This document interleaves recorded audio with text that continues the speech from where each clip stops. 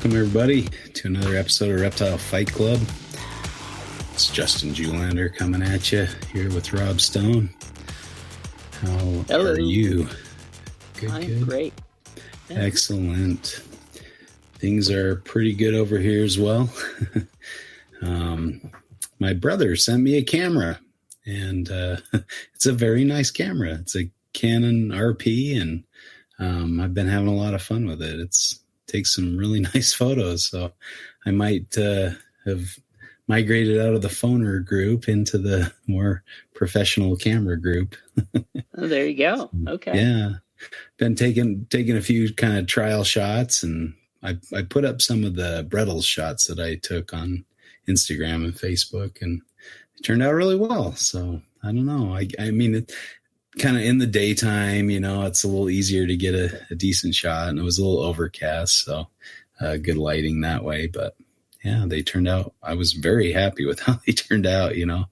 So kind of fun to mess around with. Excuse me. Got a little bit under the weather today, so we might have to keep this somewhat short. But right, yeah, figured we'd get another episode out. We've had some fun ones lately, so it's been nice to have some really cool guests on and talk about some fun topics for sure. I don't know, as far as snake stuff goes, I've about got all my inlands feeding, so they're all doing pretty well. I got, I think, all but one to eat this week, so that was nice. It's always a good sight to come in and just see a bunch of full bellies instead of hoppers running around or fuzzies or whatever. Yeah, and the Antaresia are a little more reluctant, but they're still on a decent track. I had my first pygmy python take its meal on its own and take a pink mouse, so encouraged by that, and hopefully I can get the others to follow suit soon. Just keeping up with those guys. I've kind of gone the hind leg route this year instead of tails, so okay, not fun to make mouse drumsticks, but it's kind of necessary sometimes. How about you? Yeah, all good. No changes on my end. Yeah, just getting excited. We have a trip coming up here in short order. Yeah, very short order. Yeah. Trying to up a hammer through the final details on that, but that's exciting. So yeah, I'm excited to try out the new camera in the field. Have you guys show me what to do?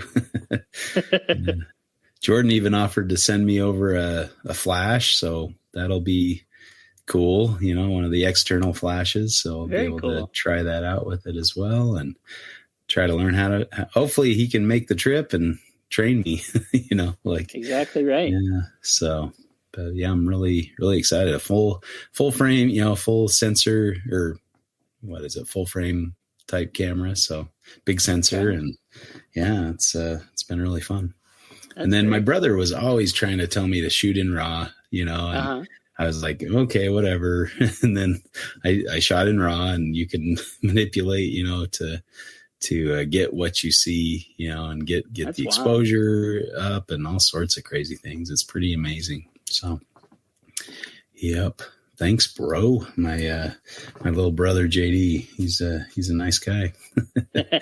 He's got a lot more fun toys than I do, so I'm glad he's willing to let me borrow some of his older gear. But I think he's got the same camera that Jordan has, which is kind of top of the line. Yeah, crazy, ridiculous setup. So kind of fun.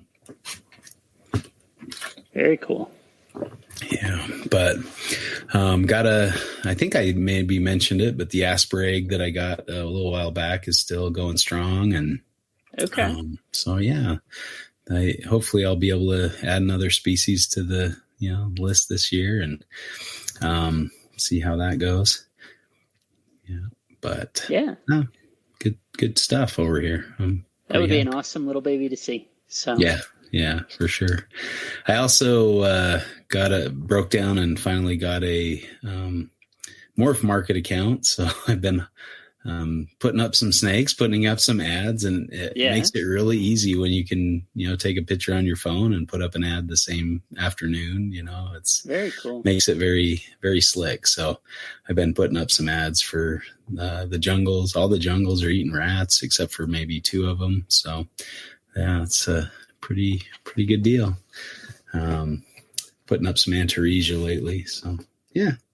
Very if you're cool. in the market, check them out. I've sold a few snakes this week, and it's pretty immediate response. It definitely made it worthwhile to get the ad out. So yeah, not bad. So yeah. So that's always my least favorite part of this is selling stuff. I'm kind of like, yeah, it's there. You check with me, but I need to do a little better than that, I think. So yeah. So I'll be putting up stuff, kind of available stuff here and there, and getting some more ads up. But yeah. Looking forward to the trip. Oh, Jordan and I started on our presentation for the Carpet Fest out in Texas in October. Oh, okay. So we're going to be talking about all our Australia trips and the finds that we've had down there. So yeah, it should be around 5-hour talk, I think. So we'll see if we can make it short. But yeah, tighten that up a little bit. Yeah, exactly. I just keep going through it and going, oh, I found these. I'll put up a slide of those, and obviously we're going to focus on pythons and that kind of thing. Sure. But there's so many cool reptiles absolutely, that we've found out there, and doing a lot of miles. I think Jordan put up there, he's gone like 30,000 kilometers, and I've done about 40,000 K. So yeah, about what is that, like 23,000 miles or something for me. So done a fair few. Not too bad. Yeah. And Jordan's almost matched it, but he's only done maybe 3 trips. So right. Just the massive. Yeah. He's a driver. He's like, and he's spent, more time on his trips, I think. So, yeah. Which is saying something. It is. How yours are relative to mine. So. Oh, yeah. Yeah. Jordan knows how to roll, I think. But yeah, good time. So I'm looking forward to that. Looking forward to meeting the folks out there, seeing Reptilandia. That's going to be really cool. So I'm definitely excited.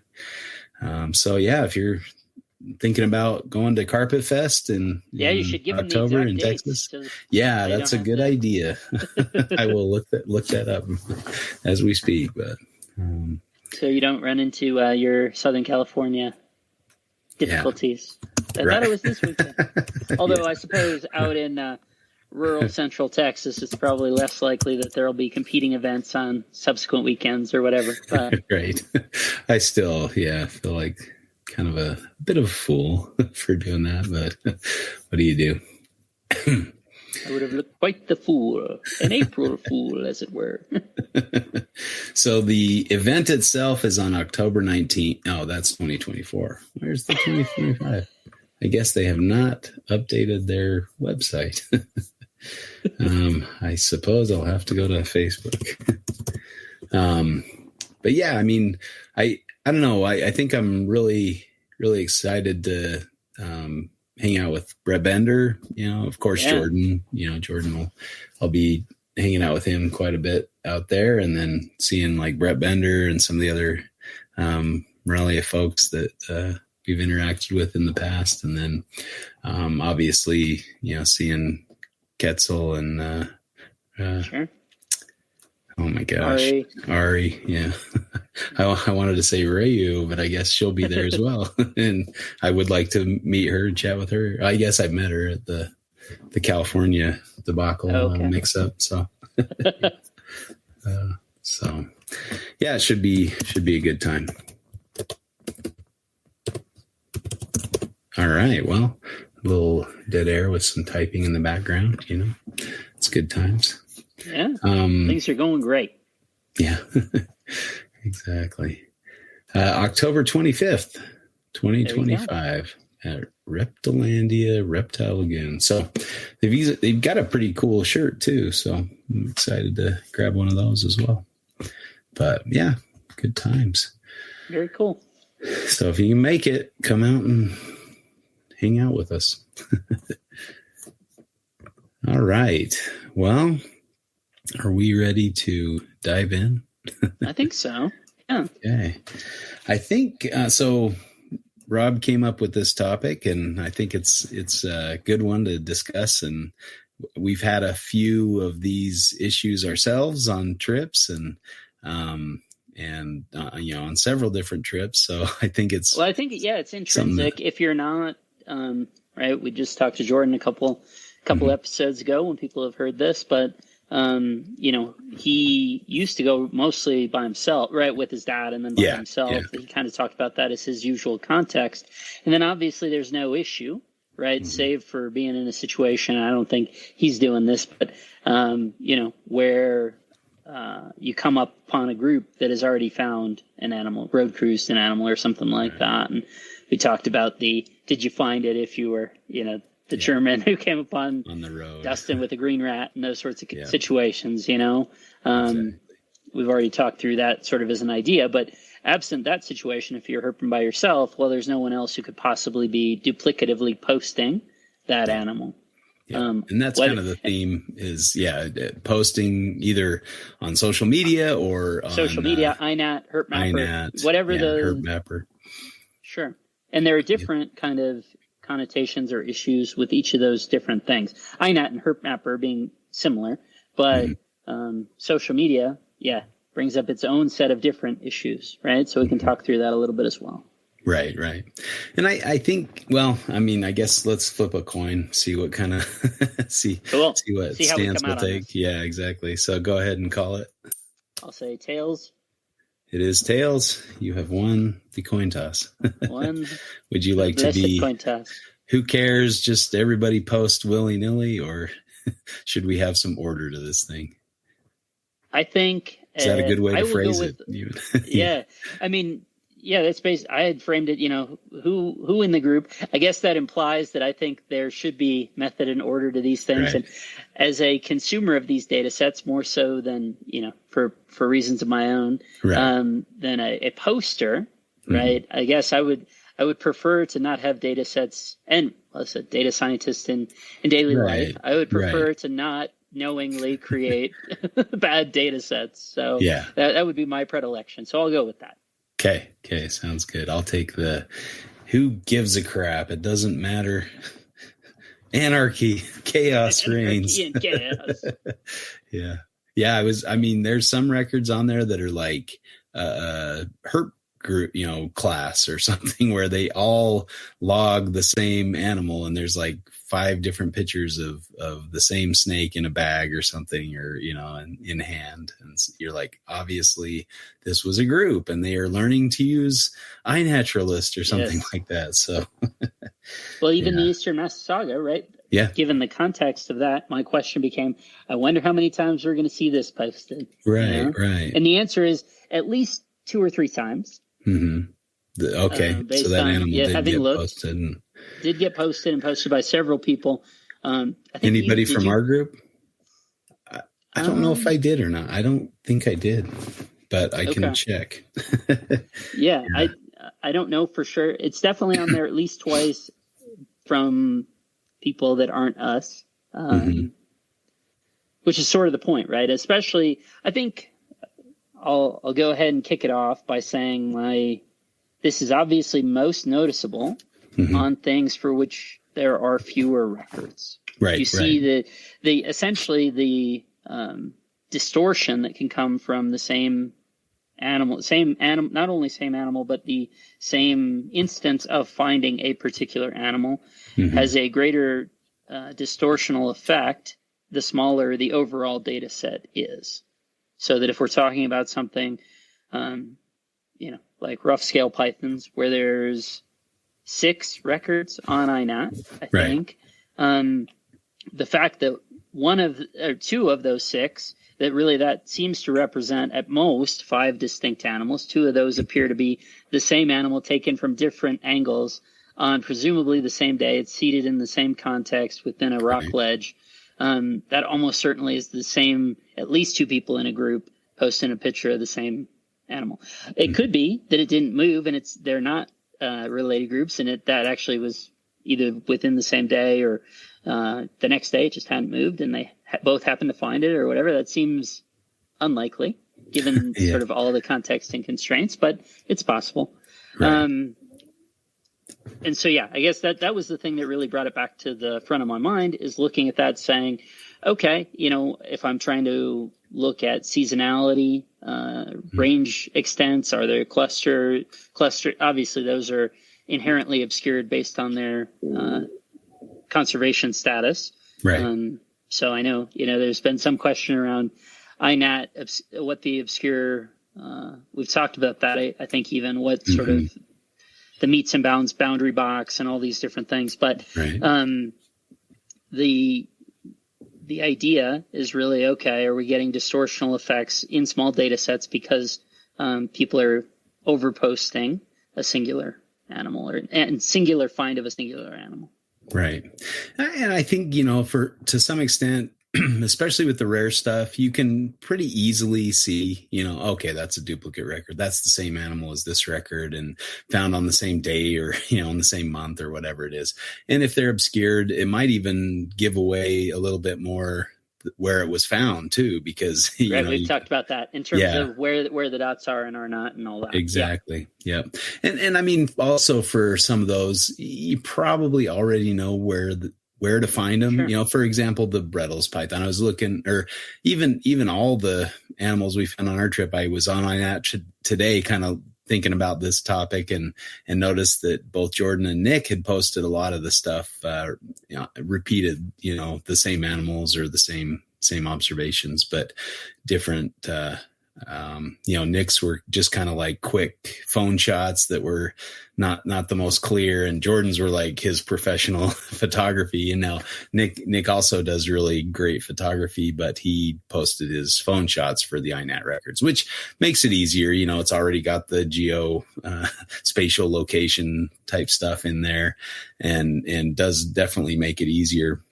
And there were a couple things that they hadn't seen, so I added like a parenti, and things like that they didn't see, and that could add to it. But I know that for an observation we made down of a Great Basin rattlesnake, both I think I might have posted it, and then Chris and Aspen, I think, separately posted it, or something like, there were 3 different observations, and somebody was on there like, hey, these are all the same thing, get your act together kind of thing. So I do think there is kind of an argument for that. But at the same time, you can obviously see this is the same animal posted on the same day. So it's not that big a deal.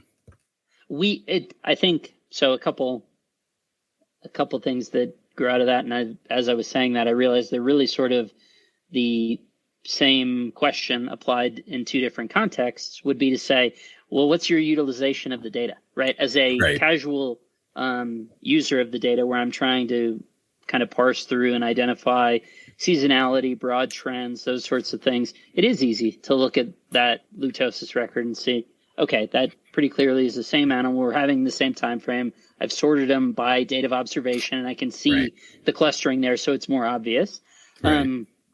Theoretically, iNaturalist is a tool for random citizens to promote science by providing scientific records that have been integrated into scientific papers, right? And if the sort of researchers that are utilizing that data are relying upon a certain level of quality within that data, then there is an argument that by not putting in clean data, we're knowingly sort of skewing the data sets that are being utilized in publications that rely upon that. Maybe some of those researchers are cognizant of the challenges with this data set, right? That we might have this as an issue, and they're cleaning up their data before just relying on it.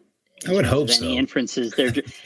But it's one thing if we're talking about something where there's, a half dozen to 100 records or something like that.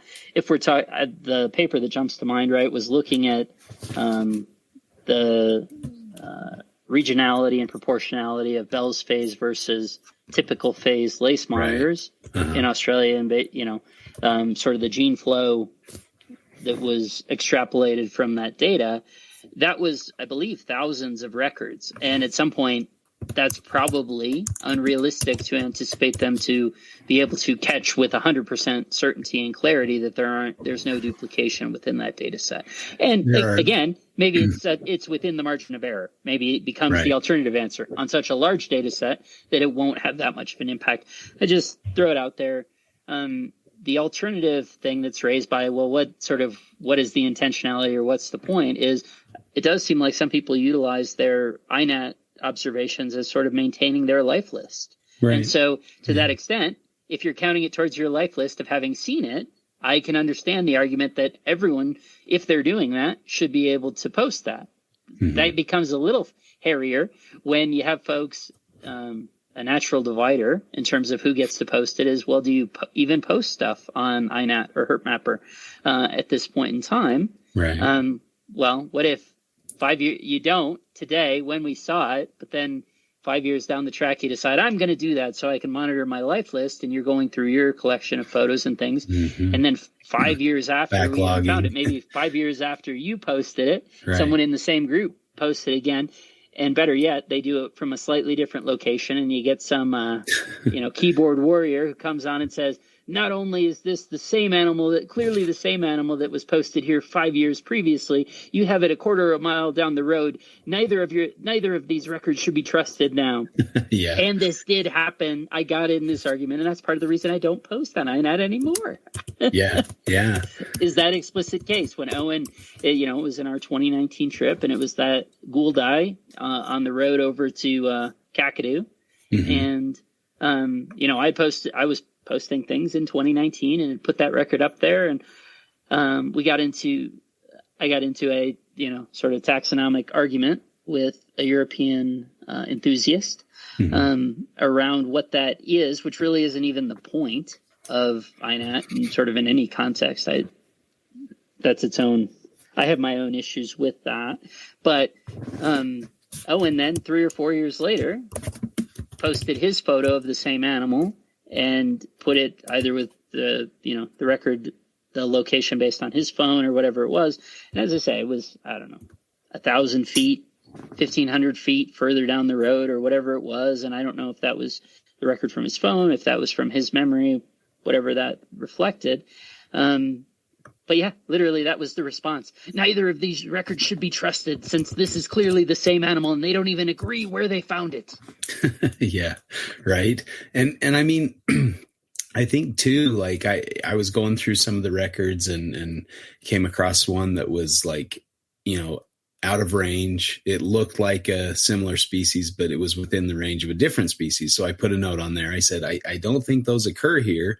And lo and behold, the record's gone from that area. So people can be responsive. They can remove a record or change it or move. And he even indicated in that record that he was unsure. It was like he's going back in time and logging some of these observations. And he's like, I think it was here, but I'm not sure, that kind of thing. Right. So, those kind of things definitely can play into it. And you can, to some extent, go and correct it and change things. And I think it's helpful too that in some ways that they update, based on taxonomic changes and things like that. That can be a whole nother ball of wax as well. Right. Yeah. My principal grievance with that is how it crosses out when there's a taxonomic change. It's like, oh, everyone on this list was wrong about what this was. Right. It's just my own. Oh my gosh. Just bad optics or Yeah. Exactly.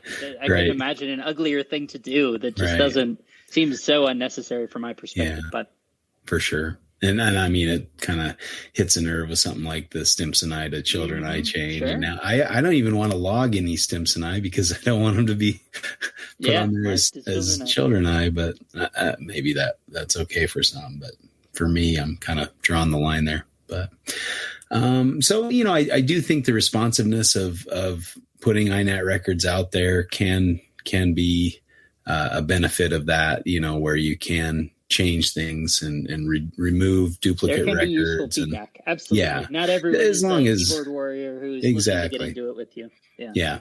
And I think too, like you said, I looked up the the lace monitor and there's 12,000 observations. Right. And so, I'm sure some of those are duplicated and some, but it's probably, like you said, within the margin of error. And I think the spread of the data is probably pretty reliable and robust, and with that many absolutely. observations, and most of them are probably just a single observation. So you could, I'm sure somebody's looked into that, what kind of, what is the standard error rate per X number of records, right? Right. And I totally agree that there needs to be ownership by the utilizer of the data, whatever their purpose is, to validate it, right? To look through it and actually put eyes on it and not just rely upon sort of the synthesis that's been provided to them. I agree.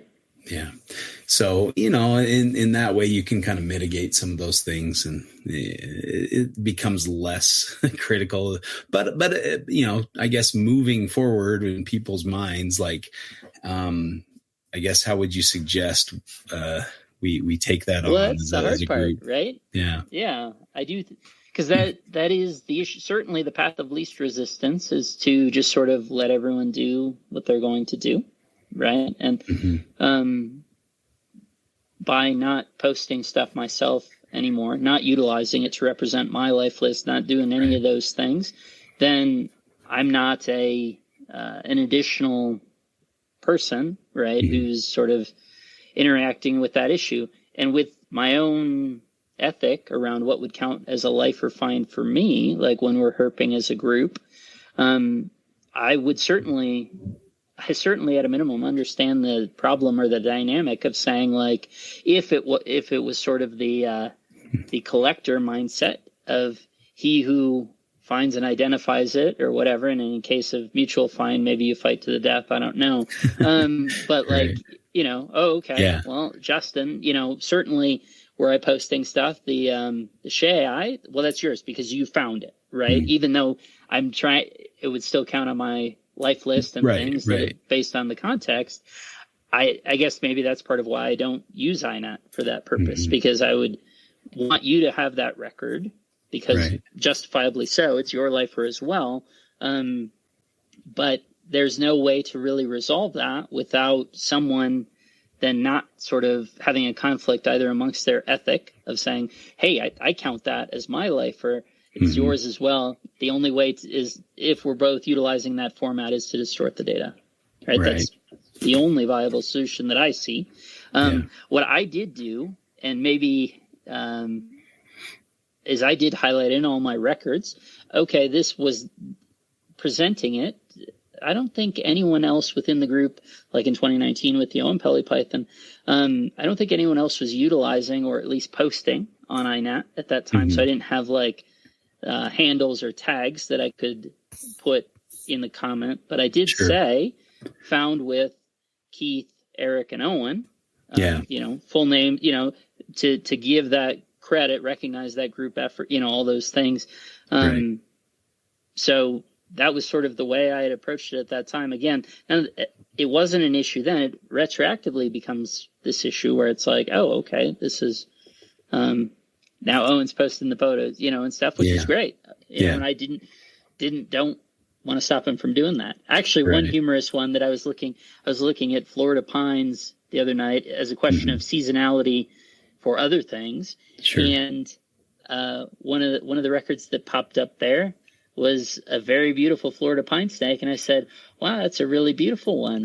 And sure enough, I clicked into it and it was Phil's post of the one that we had found 2 years previously. It seems like, in May of this year, Phil posted it up, and so I don't think anyone else in the group posts on there. So that's probably the first record for that one, but it is always interesting to see that context of like, oh, I remember I know that snake. And sure enough, I do. I had a similar thing with some of the Arizona observations that Owen posted up. I was looking through and I'm like, oh, that one.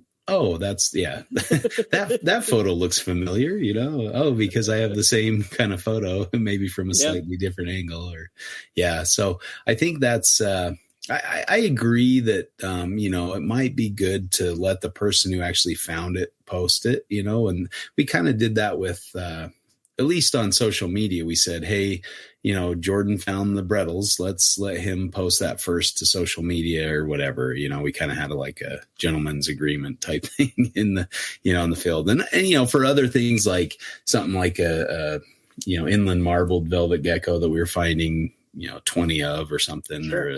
or a Stimson's python out there, you're seeing multiples like, okay, pick one, such a big deal. Share it. Yeah. It's not the biggest deal. And you probably don't, I spotted this one first, or it's like, right. where you have one Brettles, like, okay, now we all know who found that one, Everyone remembers the context. Yeah. Yeah. And I think, maybe herper etiquette would be let the person who found the more rare thing, post that up or at least have first crack at it or whatever, Sure. I mean, I guess the sort of contradictory point, or the point just to be clear about, right, is mm-hmm. to the extent that you are utilizing that, or someone is utilizing it to represent right. their life list, right. then like, I guess the clearest answer, and again, it doesn't totally solve the problem if you have people using the data that aren't sort of cognizant of this as a potential risk, to the data integrity, would be to say you could actually put in your comment, this is duplicative of, I think all those records do have a numerical string that identifies them uniquely within the iNaturalist website. Mm-hmm. You could say, this is duplicative of this. I'm posting it to represent its place on my life list, found with, right. Tagging that person or whatever. Right. And I think that's probably the most ethical thing you could do if you did still want to post it for yourself for sure. your own sort of list tracking purposes. I think that's right. probably what you could do. You could actually highlight in the comment, yeah, I know this is a duplicate record. Mm-hmm. And we fair. Found it together, and this is that context. And I guess when you do that, the imperative is slightly there to make sure that you don't provide either additional or different information than was provided on that other record, right. because it could either be misleading or it could be giving away a different level of information, right? Some of these things, right. we're mostly talking about stuff that has either we're obscuring the records or have a conservation status where iNaturalist automatically obscures them. Right. But in that context, right, if you, Justin, you find the Shay, you post it up, I then post a duplicative record, don't highlight that they're the same animal, and you had it obscured and I put a pinpoint, that's not good form on my part either. Mm-hmm. Well, and to the same part, the same point, like just because you have a pinpoint of a Shay doesn't necessarily sure. mean you're going to find a Shay there, so I think some species are less of a concern with that. And so, I'm a little bit okay with people posting the exact locality of a certain animal that is not predictably easy to find, like sure. versus a den site where obviously right. they're going to come back here year after year and you're going to see animals at the right time of year, a lot of them in that spot. It's best to keep those places, secret, or, not post them on iNat or whatever. Not as explicitly post them anyway. Exactly. Yeah. And so, but some places are really well known and people sure. go there for that purpose to spot stuff. I think a lot of these places are, and we're kind of deluding ourselves when we right. think, we have some, the special insider knowledge. And I think too, like animals are a little more durable than we think, just because we come and photograph them and maybe move them into a position, posed position or something. They're going to not abandon that habitat for the most part. I mean, there's probably examples where some might, sure. You never know.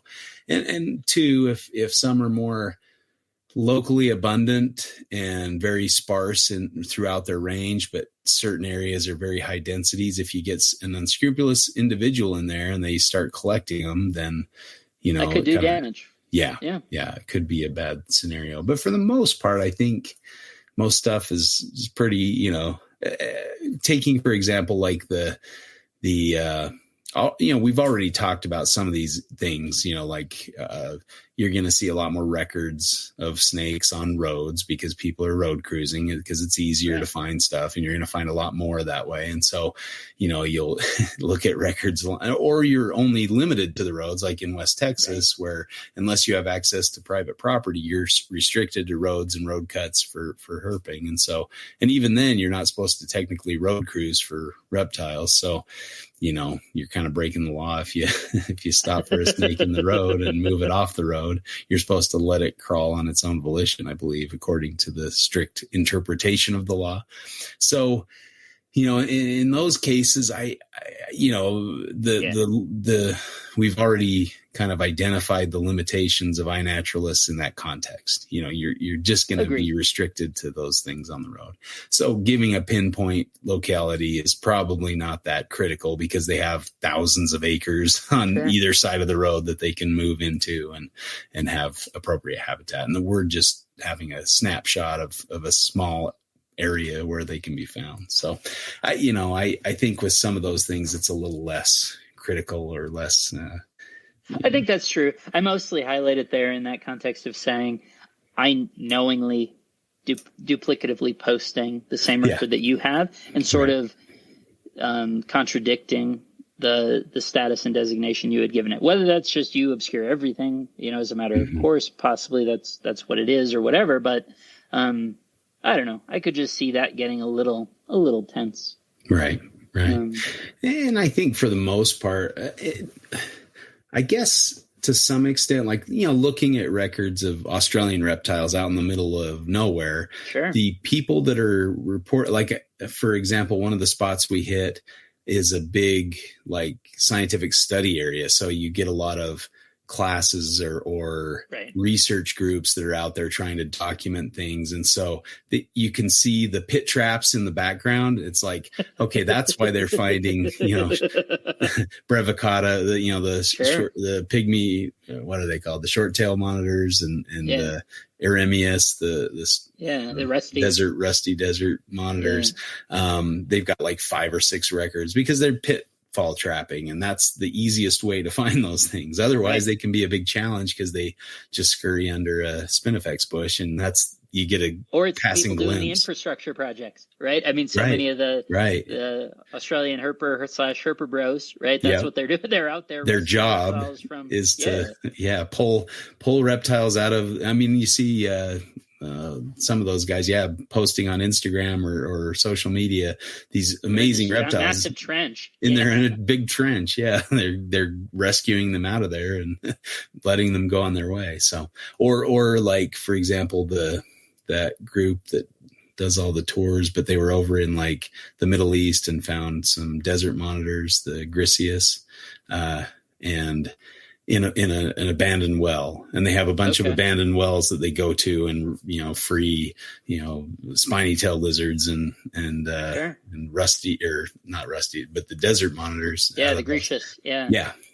And he hadn't seen the tour guide or whatever hadn't seen one in the wild until he pulled one out of a well, so there's those kind of things, secret spots of maybe those should be known. Maybe that should be an area that people are checking frequently. Exactly. Yes. That could be a very good thing if you're posting those public pinpoints. Service, exactly. So, cause you're not going to be there that often, but maybe other people might use your pinpoint and say, oh, there's a well here, like we're going to go there and check it while we're here.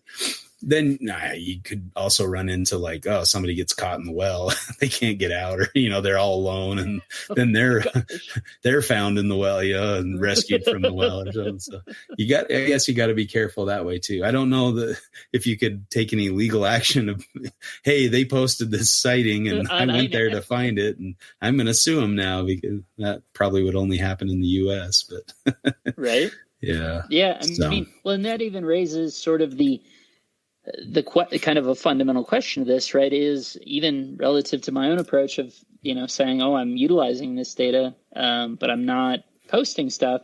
Is my under participation, what's the utility of that relative to over participation, right? The critique here is saying, oh, we're distorting the data by, putting in the duplicate records. What about me having hundreds, thousands of records that I don't post, right? What is the utility of not posting those things? So I think that's fair too, right? That's a fair critique of saying, sure, we build in this margin of error versus all the stuff that I'm not posting.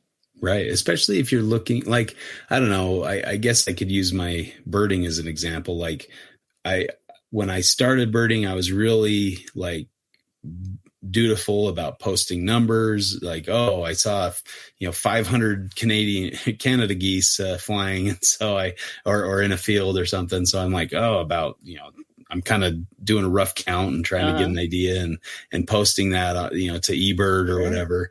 And I don't do that anymore. Like I may not even post it unless it's a lifer for me or something, so, and I think our interests may change and we might provide a lot of good data for a small area that's local to us. But then, for the most part, we might just like, I already entered a Western Diamondback. I don't need to record all of the ones that I found in, that this or that area. But I do think those records are important. So yeah, I think you're right that a lot of times we're underrepresenting the data by not posting. I know, Chris, I think it was Chris that was posting every side blotch lizard that he saw in St. George area, where that's the most common lizard seen down there. Same with like Joey Muggleston. He was posting a lot of common things. And I think those are very helpful sometimes too, to look at changes in population density. But if you only do it 1 or 2 years and then you stop, do you was there a change in density, or do you just get tired of doing it? Yeah, it reminds me of what Zach was saying about hellbenders. The methods changed, or we said, don't look for them this way. And so the crayfish guys were finding them, but the hellbender people weren't. And so they were alarmists. Oh, they're disappearing. Well, no, it's because you changed tactics. Do we have a similar situation with the iNat records where like, no, we're not having enough observation. These things are observed less frequently this year. Was it just because people didn't log them like they were intensively logging them years prior? So I think we have, of course, there needs to be some kind of careful evaluation of these data sets, because it can be kind of willy-nilly at a whim anyway. And so, you got to be aware of that. I'm sure they are, but it's one of the issues. And to that point, as I, gave that number around the Ruffy records that are on there, that was the research verified records, because that population is incredibly distorted. And I guess speaking to the question of like, what are other people utilizing iNat for? Half the records for Ruffies in Australia are from Perth and Adelaide pet shops and or private collections. Right. I'm like, what, who put up this record and to what end? Not only is that obviously captive, like it's in this beautiful terrarium with, custom background and all this. Like, why are you posting this? Like, or dogs or things like that, it's a live version of that animal. And I suppose if you're not like, I don't know, that was surprising to me. That is kind of crazy. I did see a Brettles record outside of like Brisbane or something like that. Obviously somebody's pet that had escaped, but somebody found it in a backyard and posted it on iNat, so I think those things too can be useful to track, maybe the start of an invasive species, or, not to say that a Brettles is going to be an invasive species there, but like if we could track, Burmese pythons from sightings over time. And I think they've used things for that. Yeah. So, we could kind of do a little sleuthing to figure out when, and what numbers and where they radiated from and things like that. Right. I did see a talk once on Burmese pythons that kind of talked about that. And based on the data, they thought that maybe even a single animal was released in the 70s in the Everglades, because they kind of saw radiation outward from the Everglades, and somebody just had some big pissed off gravid female that was aggressive and defensive and, and they just said, the heck with this, and threw it out in the swamp because, people didn't know better in the 70s or whatever. We were actively introducing things into waterways or whatever. So, right. I think, they can maybe be forgiven for that. Who would have thought, a Myanmar animal would would be so resilient within that space. Yeah, exactly. So, it's hard to predict how useful these things would be. But you see environments change even year to year. You might go back to the same area and some invasive plant has taken root and, competed out all the native fauna or flora in the area. And, we see a lot of that, and who knows how that's going to impact certain populations and, their mobility through the environment. And it can be a big problem. Right. And in that sort of the alternative use of that same thing that you highlight there, I think of at the Massasauga location where they're trying to regrow some of that prairie type habitat. Right. There were those stands where they were actively encouraging people to take a photo at this angle from this particular location and submit it, to their website or whatever it was, right. So that they could have a chronological record in photographs over time to track progression of the flora that they were trying to populate that area with. Exactly what you're talking about. It's saying and standardizing it by lay your phone in this little slot here, take that picture, send that to us. And that's the useful, more standardized version that can give us this information. Right. And I think that's probably a doable thing for small areas, but man, you get some of these, like I look at, cheatgrass in the Southwest and it's just ridiculous. And there's some others that I was reading about recently, and maybe that's something we might be better at too, is logging, everything. Invasive. Yeah, exactly right. Just what's this plant? I don't know, just adding to not only just a reptile record, but maybe all putting in those other things, plants, animals, trees, bugs, all sorts of things, just to help things down the road. But, it's, I guess overall, you're probably going to get a wide swath of, people just learning to use it, just taking pictures of everything and logging everything they can, which it's kind of fun, but at the same time you get, it becomes a chore and you're like, okay, I don't think I want to do this anymore. I did my time or whatever, but that could skew things as well. So I don't know. I think with some crowdsourced thing, I think, what did we look at? There was how many observations of things, living things in North America are there? It's kind of nuts. Amazing. There's even with duplication in there, and knowing duplication in that record, it's still amazing. Yeah. And it's also kind of fun to look at places that are undersampled, where you can zoom in and there's no records within 100 miles of North Korea, of anything. Libya, Or even Australia, where there's no roads, there's no records. How crazy would it be to go in some of these areas and just have a ton of records that you made, doing a hike, from the road as far as you could get it or something? Or, is it really a barren wasteland, or is there just as much life out there as there are? And obviously, there's going to be plants and bugs and all sorts of stuff out there too. So, yeah. And it's sort of the similar idea. You see the pictures from space of the Earth, and the impetus in, myself is always, I'd like to go to the places that the lights are not, right? You see the dark place, that's actually kind of, that has an appeal to it. Yeah. But getting those places, you'd need a dirt bike or a camel or a horse or something. It'd be hard. You might wind up in the well, right, sure. Yeah, or broken down somewhere out, in the middle of nowhere. Oh crap, you'd have to be a mechanic and carry some spare parts and things like that. But that'd be kind of, I guess there's still adventure out there, something to absolutely getting to some of these areas, especially if you're a local person, if you live in a town, that's close to one of these dead zones or whatever, or unrecorded zones, it might be cool to go make a few observations out there. Yeah. Absolutely. Actually, I'm looking at one just in the center of or to kind of the north central Western Australia, and there's one record that's out in the middle of nowhere that's not near any other records. It's all by itself. I need to see what that is. It's a Ctenophorus of some sort, a little and now the dragon natural next step species. is clicking on that user ID and seeing what else. What else are they have you looking found at? Things? Yeah, right. Why this?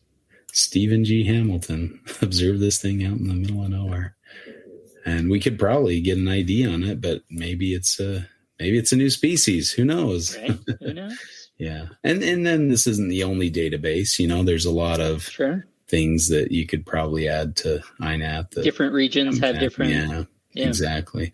And like you'll look on other databases that are maybe more research intensive. I don't know how many maybe these days researchers are using iNat, but back in the day they were just publishing their data in a journal or another database held by a museum or something like that. So, it's kind of tricky. Yeah, absolutely. And, even hidden within the argument or as an underminer to my position, right, of saying, oh, well, we have duplication in the record. Obviously, any of the historical context that we're relying upon, sort of paper IDs in a formalin jar with the that aren't being critically evaluated and was just put into a catalog of holdings that said, oh, we have these records associated with it. Those could be entire misidentifications, right? We know that that's very common. Or the taxonomy has changed radically so that's, there's since been derivation, splitting out of that, lumping or splitting or all those things. So I suppose that, sort of fits within the margin of error. Right. I was saying all of this has its, pros and cons, right? Or benefits and detractions. So I think that's totally fair.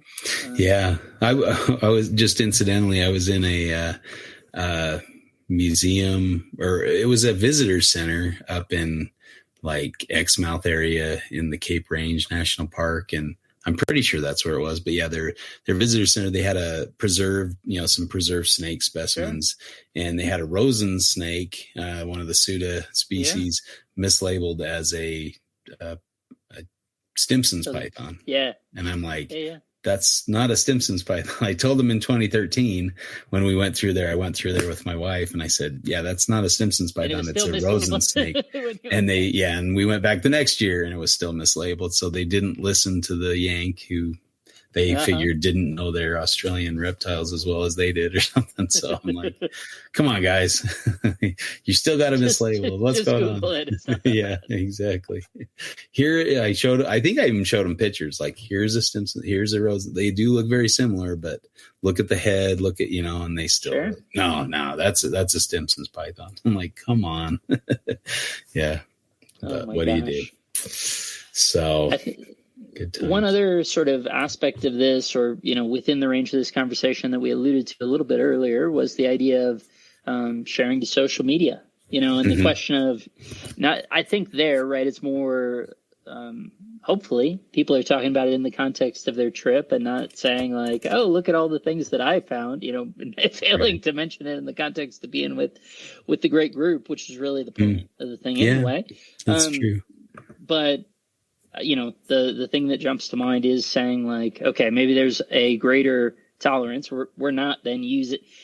I don't know what the utility of social media is really, but it's certainly not, being pulled as a data set in the same way as a citizen science resource, be it iNat or HertMapper or whatever else. Right.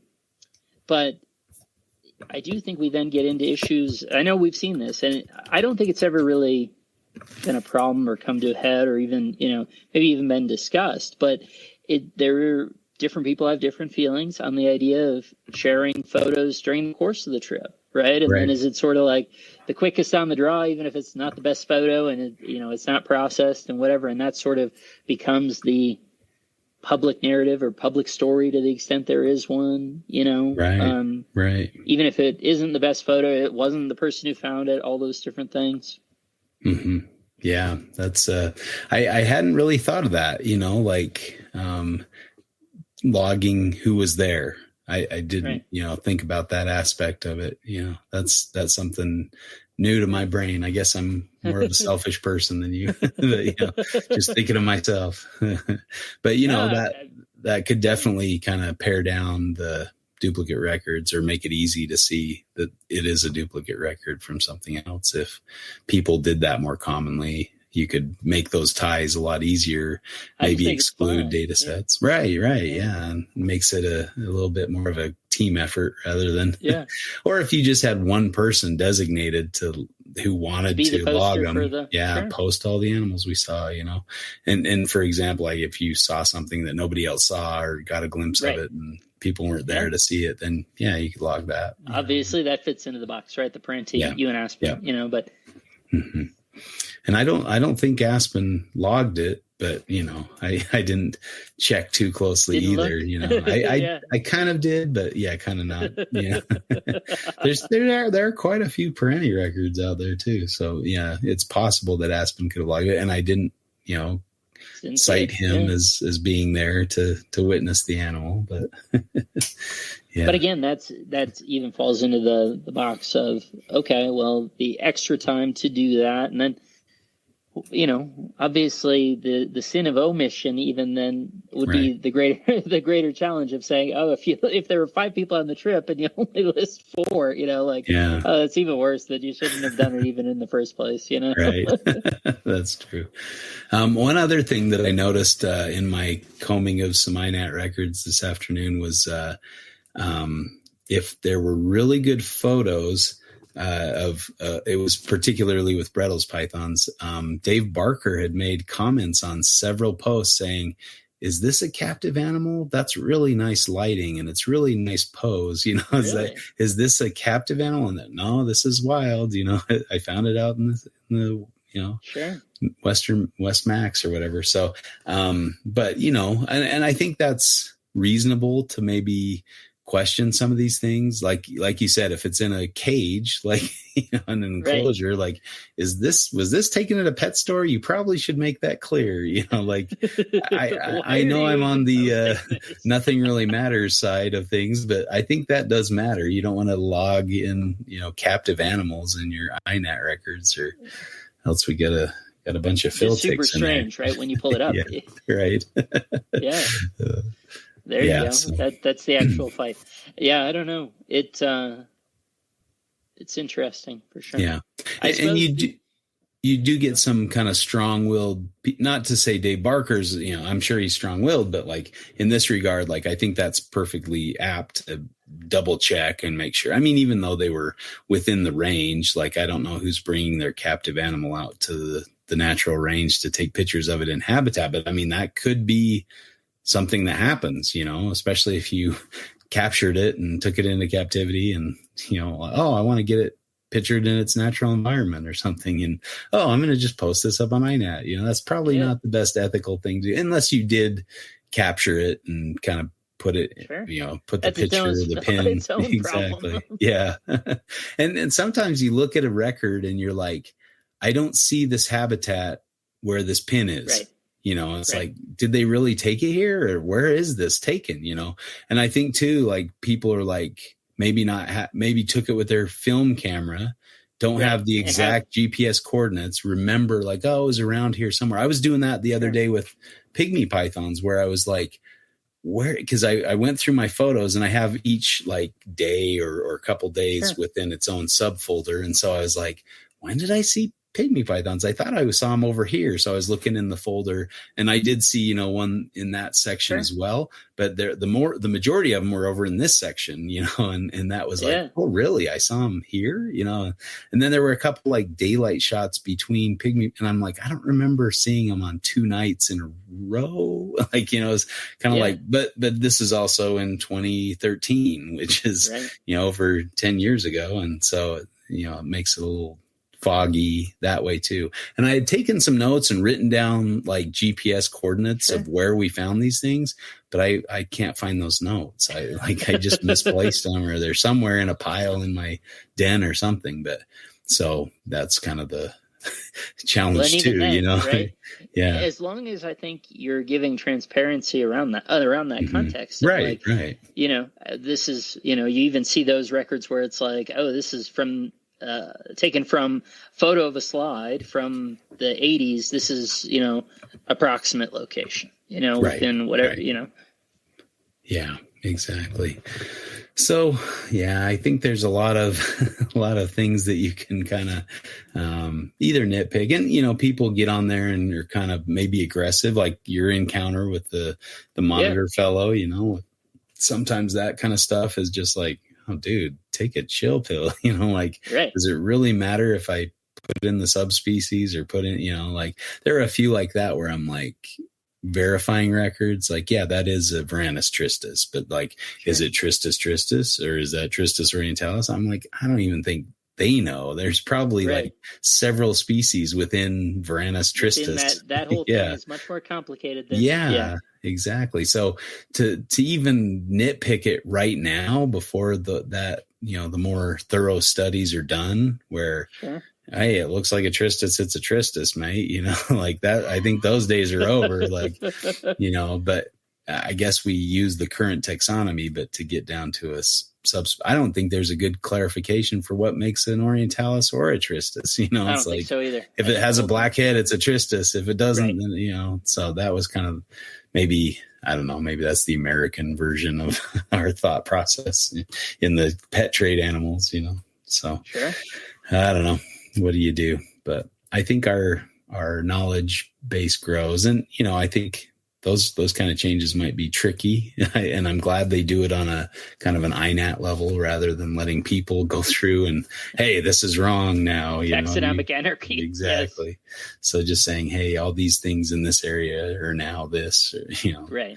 Let iNat deal with it. But I might not be persuaded by whatever evidence they found persuasive to make the change. At least it is standardized, and I have to recognize it and go, acknowledge and appreciate that for sure. Yeah, exactly. Although the range of children eye is now much larger. I'll never get off that horse. Quit rattling the cage. Never. Never. Oh, goodness. Well, any other topics on this, or any other points that we haven't made? No, I think that's mostly it. I think the only clarifier or additional point, right, is the same stuff can apply in the context of social media, and I just think we want to, as long as everyone's right, it's sort of like anything, as long as everyone's coming to it from a sort of collaborative exactly right, collaborative perspective, acknowledging sort of the capacity of everyone to have narrative and authorship within their own experience and all those things. I think as long as that's the perspective we're bringing, and that's the folks that we're going on trips with, that I think it's all good. Yeah. And two, I mean, you might have somebody in your group that may take a year or two to get to the pictures or not. Yeah, exactly. So, exactly right. So somebody may be on this podcast. But that's the whole thing, right? Part of it is, well, I'm not going to be, I don't want that responsibility. Right. And I will go back to one of the points you made of, people posting while you're traveling. That's kind of landed us in hot water in Australia when, one of the group was posting pictures and I said, hey, you want to wait until we're back home to do this? That might get us in trouble, or people might make the wrong conclusions. And he's like, it's not a big deal. It doesn't matter. And then we got searched at the airport and, questioned and all that kind of stuff. And it was most likely because somebody saw the posts and said, hey, these guys are on a collection trip through Australia, because they keep the same things in the US. And it's like, well, do the math. We've never been here and we have the species already. Like, come on, we're not collecting more. So no, you're just too clever. Exactly. Yeah. So, I mean, I definitely welcome, not welcome, but it's like, go ahead and search me. I don't have anything. I'm not bringing anything home. It's far cheaper to buy them in the US than to, for the most part, than to try to smuggle anything and risk my livelihood. For the experience of finding this thing, not to subjugate it and put it in a box. Yeah. So I think that's another important factor. Don't get yourself into trouble by posting stuff because you're excited about it, and that's fine. And Australians seem to have no problem, for the most part, of posting stuff, and I don't know. But I don't know. It's interesting. Yeah. Or you take things for granted in your own backyard, like, I kind of like the idea of not posting stuff so people don't know where I'm going and finding things. Well, exactly. Right. Yeah, well, that mine was sort of a security, like, I just don't like particularly, I know this is out of vogue, given all the apps that now track everyone and all these things, but it's sort of like, it just seems, I've always been a little reticent about the idea of particularly publicly sharing, sort of having people, I haven't done it, but to have people within the group sort of giving a blow by blow narrative of where we are in a given point. And it's like, it makes me uncomfortable. I don't like that. So that's sort of a detractor from my perspective, even beyond sort of what you mentioned in terms of, hey, maybe we'll get hassled about this or whatever. It's just like, no, I prefer things to be, we're talking in real time now, but people are hearing this 2 months later or whatever, a month later, whatever it is, like, that's okay. It does. Not everything has to be, now. And if there are people, I know we actually with the Owen Pele, I think that was part of the approach that we had taken was, okay, everyone can privately share it with like one person, or one reptile person or whatever. That means 5 people will know about this, and other than that, we're going to wait until we get back or whatever. So. Right. And aligning on who was telling whom so that it was like, okay, kind of its own thing. But yeah. All right. Well, let it be known, Rob does not like his assassination coordinates out there in the public. If you're herping with Rob, don't give him away. Yeah. Ideally not. Definitely something to think about, and talk about with your friends. I guess that's the fun of the herp trip is to kind of plenty of time to talk, enjoy each other's company, plenty of time to talk. Yeah. While you're out searching and, just make sure you're not scaring away the herps by talking too loud. It looks like listening. And exactly. It does look like that unidentified comb-bearing dragon was a military dragon. Looks like to me. So I may add that to the sighting before the night is done. But fun stuff. I do enjoy iNaturalist. It's a fun tool to potentially use but they don't capture everything and everybody's not posting everything. Sometimes they're in an area, you've seen them in the area, but there's no records in that area. And maybe you like it that way. Maybe you don't, maybe you change it. I guess that's up to you. And so I don't know, I guess think about the overall good of the animal. That's probably the best guiding light. Would my reporting of this animal in danger and jeopardize, the animal or the population, or does it really matter? Might it lead to protection of that area? Yeah, exactly. Right? Exactly. Yep. So lots of things to consider. If everything could just be simple, let's just. We tend not to operate in those topics. Right. They're probably not very interesting. That's true. All right. Well, yeah, good stuff. I was thinking this would be a short one, but here we are over an hour. So. Maybe not as long as some of the ones we've had lately, but still pretty good. Yeah. Something there for sure. So yeah, for sure. All right. Well, I don't know. We haven't thrown out our kind of places we post stuff. You want to give your information out? Sure. So my principal place is at High Plains Herp on Instagram. I do have a website that I haven't updated in a while. It's just herp photos at this point, and then I think maybe I got the rhino care sheet up on there as well. But I need to put some more time and effort into it. I might as well. I'm paying for the site and the hosting and all of that. So I guess I should invest more time in that money that's going out there and hopefully is either of interest or as a resource. So I'll try and do that. That's highplainsherp.com. Should go to the same place as rhinorats.com. That's basically it for me. How about you? Yeah, AustralianAddiction.com is my website. And again, it hasn't been updated very, very readily. I still am working on some trip reports for our October trip. And Cool. Of course, diving in with the narrative is a lot more time consuming and tedious than just Good throwing stuff, up though. pictures. Yeah, I agree. I do enjoy, kind of the play by play as you going through the pictures and hearing the stories with it. That's half the fun. Maybe for now sure. you just link to the podcast. You don't even have to. There you go. Yeah, just put the pictures and the link to the podcast, the audiobook and version. they can fill it in from there. But yeah, hopefully I'll get some of those up. But I also need to link my available page to my Morph Market stuff now. It makes it a little less image heavy 100%.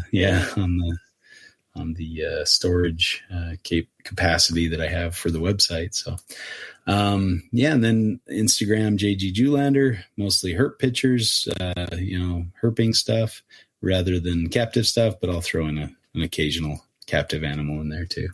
And then, Facebook, Justin Julander or Australian Addiction Reptiles. Again, I don't update those as much as I should, other than my personal page, gets updated from the Instagram. So kind of killing two birds with one stone. But yeah, good stuff. Awesome. All right. Well, any can't miss reptile content that you've listened to or seen recently? I've been listening to a fair bit. I just listened to the Colubrid Corruption podcast. Really like what he has going, and now they're all excited because similar time frame to our upcoming trip, they're having their Colubrid Fest. So Zach and Clint are putting that on over in Fort Wayne, Indiana, and they just were on the show with Joe, talking through that and all, and I'm excited for them. I'm excited about what we're doing. It fits in the same box of herp expo versus being out in the field doing stuff. So no raggarts, as they say, but their thing will be cool too. So yeah, for sure. Well, I've been a little bit lazy in my herp media consumption, so I've just been listening to random podcasts, mostly like funny things or things that can brighten the mood in a poor funding situation we've got going on. So.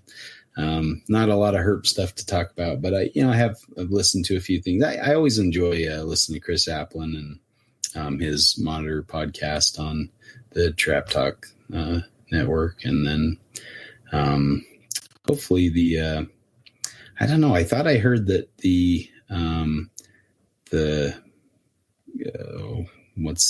why do I start talking before I have the formulated? But our buddies over at the Animals at Home Network, Roy and Phil, podcast. I thought they were going to be recording back on track. Yeah, but I haven't seen much from them. They're one of my I really enjoy those as well. Project Herpetoculture. Yeah, Project Herpetoculture. Hopefully they'll get some more stuff. I did listen to a few episodes of the Herpetological Highlights recently, and they're always entertaining and fun to listen to. Great guys. Yeah. Cool.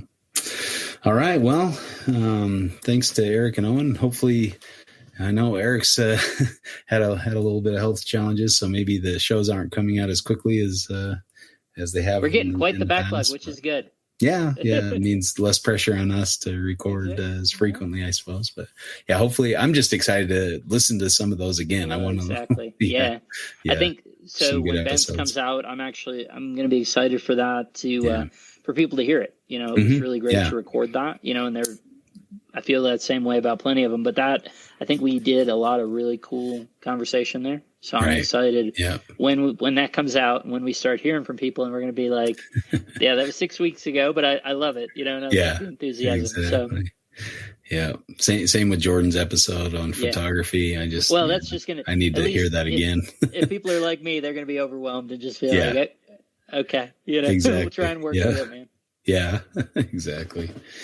Cool. Well, thanks again, Eric and Owen, and we appreciate all the work you put into this. and feel better, Mr. Podfather. And we'll catch you next time for Reptile Fight Club.